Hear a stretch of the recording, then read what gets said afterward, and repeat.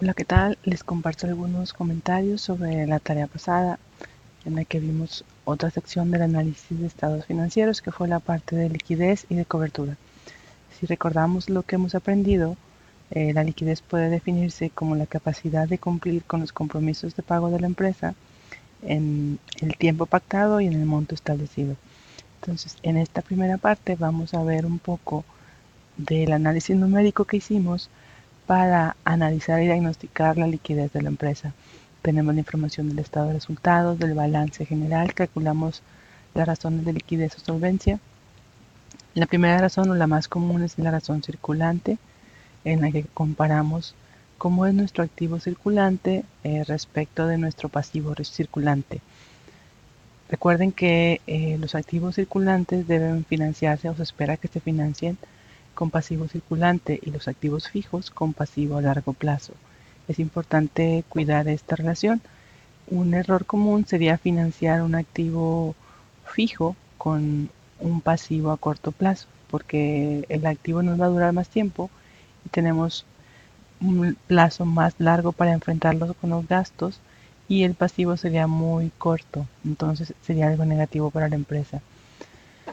Entonces tenemos la información. Hay dos formas de analizar las razones financieras. Recuerden que una puede ser en comparación con la industria. Hemos estudiado las bases de datos en las que encuentran información de la industria. Otra opción es comparar la evolución histórica de la razón financiera. En el caso de la razón circulante, ¿qué se espera? Se espera que sea mayor a 1. En este caso podemos ver que sí es mayor a 1, pero se ha deteriorado un poco. No es tampoco positivo ir al otro extremo. Y dicen, bueno, profesora, ¿es bueno que yo tenga una razón circulante de 8? No, significaría que tienes efectivo ocioso o dinero detenidos que no te está generando ningún rendimiento. Entonces, en las empresas normalmente dan un seguimiento muy cuidadoso al efectivo que tiene la empresa, a los activos circulantes que tiene la empresa. Entonces, es importante que sea una razón de acuerdo a la industria y también que vaya evolucionando bien en la historia. La prueba del ácido tenemos que es parecida a la razón circulante, solamente quitamos el dinero que teníamos detenido en inventarios. La inversión que está en inventarios, esa no la consideramos porque es parte de lo que tenemos en el almacén y que todavía no podemos vender. Entonces es que tanto yo puedo cubrir o qué tantos recursos tengo para cubrir mis pasivos a corto plazo sin considerar el dinero que tengo invertido en los inventarios.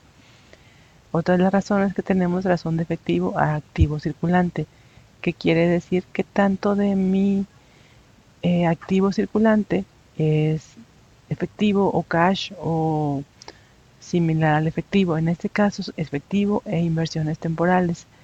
Las inversiones temporales son inversiones que la empresa realiza y que puede disponer de este dinero, a lo mejor esperando el fin de mes, dependiendo del tipo de inversiones, a lo mejor es mesa de dinero, dependiendo del tipo de inversión, sí puede disponer de este dinero. Las que son inversiones a un plazo mayor a un año ya no son inversiones temporales. Nada más revisar la clasificación y nos dice qué tanto efectivo tenemos o qué parte de nuestro activo circulante es efectivo. También es importante comparar con la industria para ver cómo están nuestras razones financieras. Otra razón importante es la razón de efectivo a pasivo circulante. ¿Qué me puede decir esto?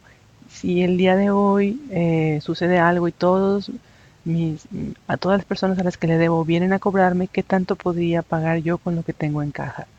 Si vienen los proveedores, si vienen las personas que le debo por concepto de mercancía, por concepto diferente de mercancía, o a lo mejor el pasivo bancario a corto plazo, si vienen a cobrarme todos en esta fecha, el día de hoy, o en este mes, ¿cuánto podría pagar yo de esos pasivos que yo tengo?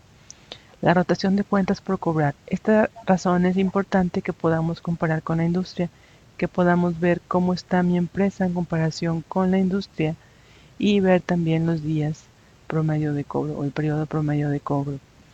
Si tengo, ¿qué es lo importante en esta razón de rotación de cuentas por cobrar? Yo quiero que vaya siendo más grande. ¿Qué quiere decir si esta rotación es mayor? Que estoy cobrando antes o que tardo menos en cobrar mis ventas a crédito. Eso es importante para la empresa porque puede disponer de ese efectivo que le costó la mercancía que vendió a crédito. Entonces, si cobra antes es algo positivo. Si esta razón va disminuyendo sería algo negativo. Igualmente, en el periodo promedio de cobro, ¿qué queremos cobrar antes? Entre más pequeño sea este número, es mejor para nosotros porque recuperamos el dinero antes. O sea, tardamos menos tiempo en recuperar el dinero para reinvertirlo y seguir produciendo o comprando o vendiendo, dependiendo del giro de la empresa. La rotación de inventarios también es algo parecido a la razón de cuentas por cobrar, a la rotación de cuentas por cobrar. ¿Qué es lo que yo quiero en la rotación de inventarios? Que el número vaya creciendo, que sea mayor, que yo pueda vender más rápido mis inventarios y luego cobrarlos más rápido también. O por otro lado, si estamos viendo los días, ¿qué es lo que yo quiero? Que mis días de inventario sean cada vez menores. Por ejemplo, aquí en este caso estamos de 4 pasó a 71 días. Entonces esto no es positivo para la empresa. El ideal es que vaya disminuyendo. En números se ve muy sencillo disminuir un número, simplemente cambiamos un dato, pero en la operación de una empresa no es tan sencillo porque ya es necesario ver cómo están mis cadenas también de producción, cómo está mi relación con mis clientes, con proveedores, etcétera. Y tenemos por último ya lo que es el ciclo operativo de la empresa. Si revisan el ciclo operativo, considera los días en inventario y los días en cuentas por cobrar. Es decir, cuánto tardo yo desde que ya tengo la mercancía en el inventario hasta que la vendo y que la cobro. Cuánto es el periodo que yo tardo. De igual manera, en esta parte, lo ideal es ir disminuyendo este tiempo. A diferencia de los pasivos circulantes, por ejemplo, la rotación en los días en cuentas por pagar, ¿qué me conviene a mí como empresa? Que cada vez sean mayores, que mis proveedores cada vez me den más días a mí para tener un plazo yo para pagarle, sino al menos que esos días sean mayores que este plazo para alcanzar a yo tener la mercancía, venderla y cobrarla para poder pagarle al proveedor. Si el proveedor me cobra antes de lo que yo tardo, o sea, si el proveedor me cobra a mí en 30 días y yo tardo 40 días en cobrarle a mis clientes, voy a tener un problema de capital de trabajo. Entonces es importante considerar estas fechas. Vemos también la parte de cobertura, análisis de cobertura, que queremos ver qué tanto estoy cubriendo la deuda o las obligaciones financieras o obligaciones con costo financiero de mi empresa. Tenemos la cobertura de gastos financieros con la utilidad de operación, es decir, con el negocio de la empresa, lo que es la operación sin considerar el financiamiento, qué tanto puedo cubrir yo mis obligaciones o los gastos financieros, los intereses que yo tengo que pagar. Tengo la cobertura de gastos financieros con utilidades convertidas a flujo de efectivo. ¿Qué es lo que único que hace? A esta utilidad de operación le está añadiendo las partidas no desembolsables, que es el gasto por depreciación y la amortización, para hacer la misma comparación. Estos números, cuando una empresa va a solicitar un financiamiento a un banco, estos números son muy importantes para ellos. Si la empresa tiene, por ejemplo, aquí un 1 en estas coberturas, quizá no vaya a poder obtener el financiamiento, o si lo obtiene con una tasa más alta porque implica un riesgo. Si recordamos Cemex, por ejemplo, Cemex traía en estos datos unos múltiplos de 4, de 5, de 6, pero en una crisis económica disminuye las ventas, disminuye la utilidad de operación, entonces no alcanza a cubrir sus gastos financieros y obtiene pérdidas. Es decir, operativamente tenía utilidad de operación, pero los gastos financieros en el caso de Cemex eran mayores de lo que eran sus utilidades, entonces llegaba o le ocasionaba pérdidas. Entonces, este indicador es muy importante para ver cómo está la cobertura de la empresa y qué tanto puede cubrir sus obligaciones financieras. En esta época de las tasas de interés que van a la alza, es importante darle seguimiento a esta empresa y si vemos que estamos en una situación de riesgo, tratar de hacer eficiencias para disminuir gastos y poder tener más recursos. Igual aquí vemos también, esta comparación es comparar qué tanto mi flujo de operaciones, el flujo de efectivo, lo que sí es cash, que vemos en el estado de flujo de efectivo, cubre mis intereses.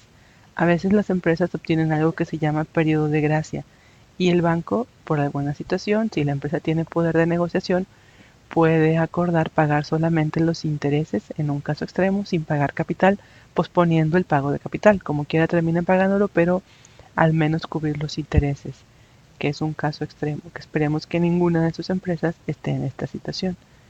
Y finalmente, bueno, tenemos la relación de deuda a flujo de efectivo, que tanto tengo yo de pasivo bancario o bursátil comparado con mis utilidades convertidas a efectivo, que era esta sección que ya habíamos calculado. ¿Para qué quiero ver esto? Para ver cómo está mi apalancamiento y qué tanta holgura tengo yo para realizar mis pagos. Si hay una baja en ventas por alguna crisis o por alguna situación o por estacionalidad, si estoy yo en posibilidad de seguir pagando o cumpliendo con mis obligaciones financieras. Por favor, revisen este comentario y cualquier duda estamos en comunicación. Saludos cordiales.